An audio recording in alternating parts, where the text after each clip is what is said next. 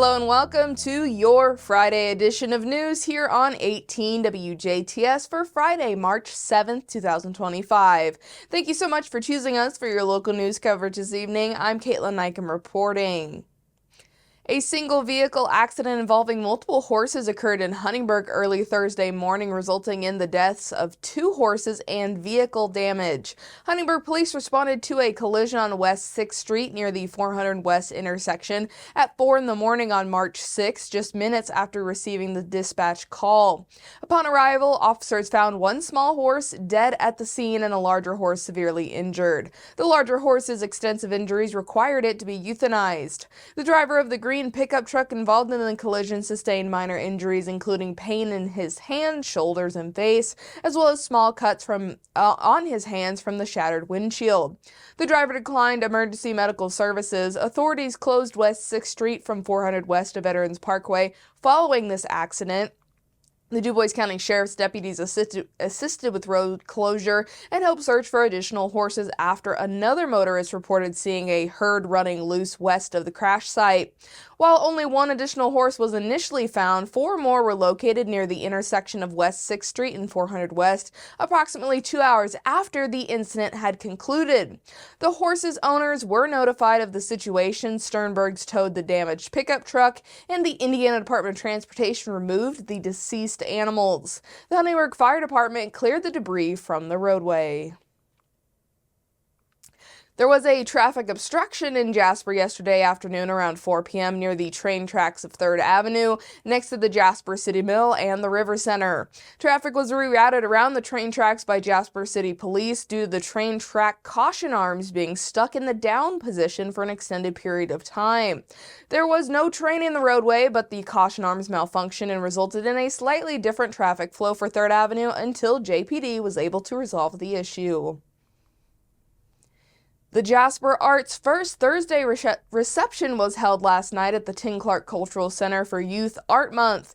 The event saw selected middle and high school students from across all the 4 Dubois County school districts exhibiting their artwork ranging from oil paintings to sketches to clay molds and more.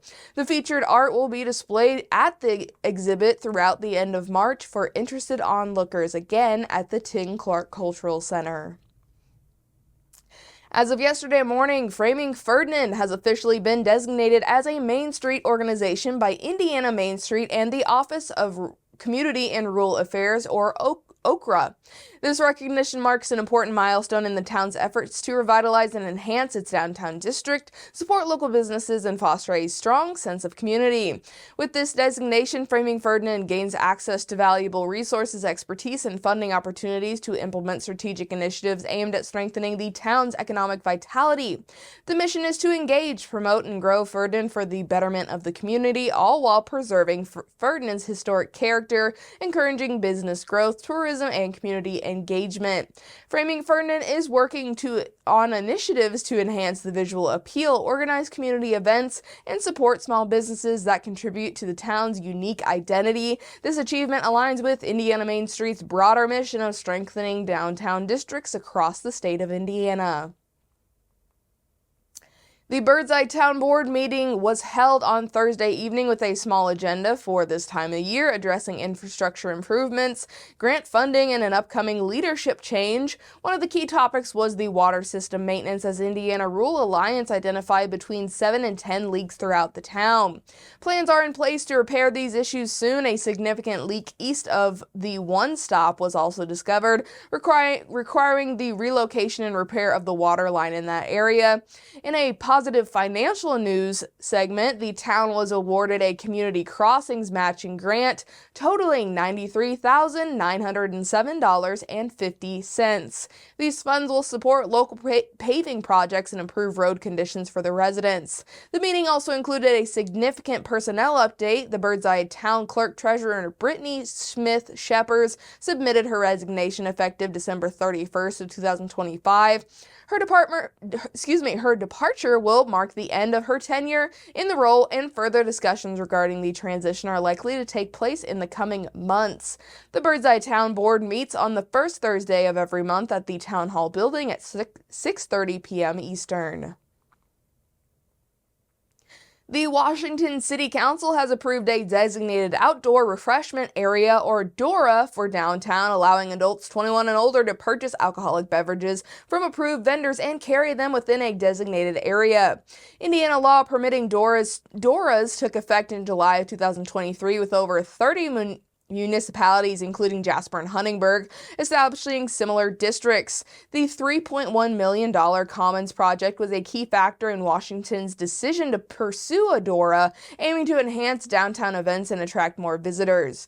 The DORA will cover the downtown business district with signage marking its boundaries. Alcohol must be in designated cups, and businesses can opt in or out by displaying decals. The initiative also simplifies the process for beer gardens at events. Discover Downtown Washington of Washington, Indiana, played a role in mapping the district and preparing businesses. The city is now awaiting state approval, with plans for First Friday starting in April and the farmers market running from June 7th to October. Also up north, the Orange, Martin, and Daviess County Soil and Water Conservation Districts have announced a new program in 2025 targeting invasive landscaping plants. This program was made possible by a $7,850 grant from the Duke Energy Foundation and offers area residents assistance removing and replacing invasive landscaping on their properties. Several invasives threaten natural areas in Indiana, and most of the state's woody invasive plants were originally introduced for use in landscaping. These ornamental plantings are problematic, and seeds easily spread by wildlife like birds to natural areas, where they outcompete native vegetation and degrade wildlife habitat. For this program, the Soil and Water Conservation Districts are looking for landowners or residents in Orange, Martin, or Daviess counties with invasive shrubs or bushes in their landscaping, such as burning bush, Japanese barberry, privet, or bush honeysuckle. Participants that remove these plants will receive free native shrub replacements available to pick up this fall. 9-bark, black chokeberry, and coralberry shrubs will be available to choose from, with 1 plant per invasive shrub removed and up to a maximum of 3 plants per household as their supply allows. Native options like these can offer the same landscaping benefits without harming natural areas. Many landowners that adopt native landscaping choices even enjoy seeing more pollinators and birds visiting their yards as well. This program also looks to help landowners learn to identify and control invasive plants on their property.